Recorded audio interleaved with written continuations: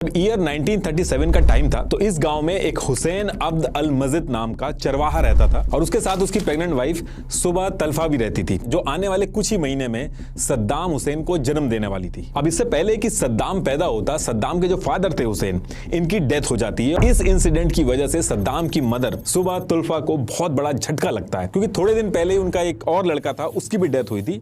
तो वो डिप्रेस हो जाती हैं, सुपरस्टिशन में भी वो बिलीव करती थी। तो उनको लगा कि ये जब से प्रेग्नेंट हुई हैं तब से सारी चीजें खराब हो रही हैं और फाइनेंशियली भी बहुत वीक थी। तो वो डिसाइड करती हैं कि अब इस बच्चे को पैदा करके कोई फायदा नहीं है। और इससे पहले कि वो कोई गलत स्टेप लेती, बगल में एक जूस फैमिली थी, उन्होंने लास्ट मोमेंट पे आके सुबह को समझा के उस बच्चे को बचा लिया। और फिर 28 अप्रैल 1937 को उस बच्चे का जन्म होता है, जिसका नाम रखा जाता है सद्दाम हुसैन अब्द अल मजीद अल तिक्रिती।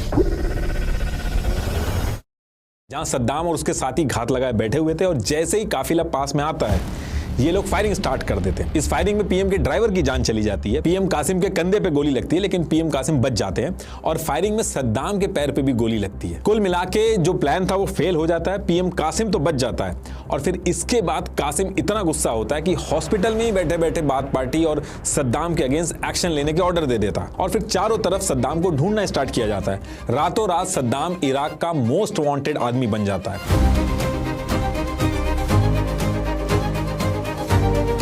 लेकिन आम जनता के बीच में सद्दाम की इमेज एक ऐसे आदमी की बनती है जिसने अपनी जान की परवाह किए बिना अरब यूनिटी के लिए कासिम जैसे डिक्टेटर के खिलाफ अपनी जान की बाजी लगा दी। अब बचते बचाते सद्दाम इराक के अंदर अद्वार गांव के पास हाजी अमीन अली का एक फार्म था, वहां जाके छुप जाता है।